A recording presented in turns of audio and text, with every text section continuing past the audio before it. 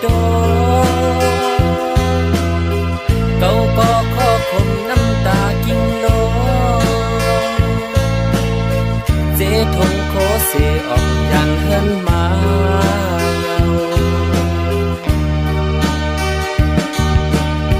เป็นสึกเยาไหลขึ้นสอนการห้องดึกการหมดเพื่อมอยแก่นเจอถึงเฮินหูเขาล็อกงอกสอบจำกำเลื่อนสุดหยิบกองเตะเสเข้าปล่อยดื้อมังปองหรือเฮอติดอ่างกินเขาเส้นกองแตกเจ้าวักกองโมแป๊บลำเปิดโดยเข็นเป็นก่อสึกในอำงาย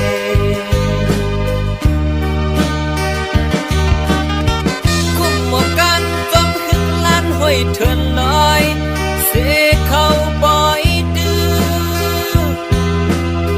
เขาดังโจเก็บอ่อนกำเนืองเธอไหลเมื่อขึ้นเฮินคนโหป่อแม่เฮาป่อห้องหมดเยาก็เฮาหักบอกว่าเป็นเมเล่าเบอ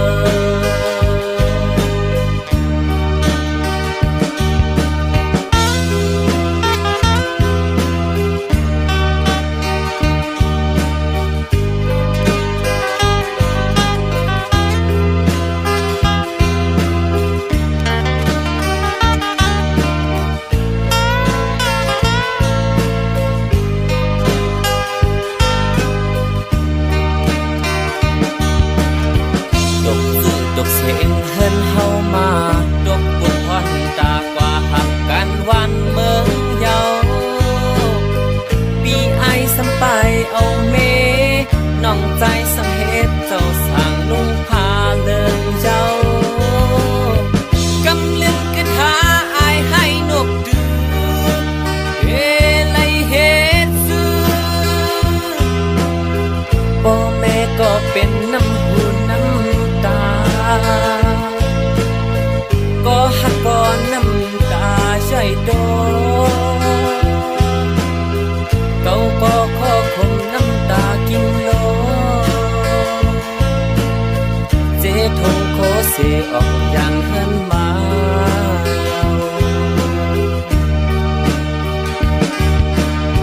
เป็นสึกเยาไหลขึ้นสอนการห้องดึกการหมกเฮอมอยแก่นเจอถึงเฮินหูเขาล็อกงอกสอบจำกำเลื่อนสุดหยิบกองเตะเสเข้าปล่อยดื้อมังปองหรือเฮอติดอ่างกินเขาเส้นกองแตกเจ้า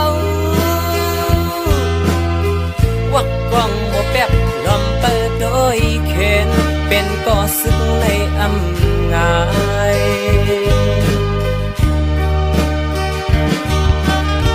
คุ้มหมวกกันจมหึกล้านห้อยเถินลอยเสเข้าปล่อยดื้อเขาดังโจเก็บอ่อนกำ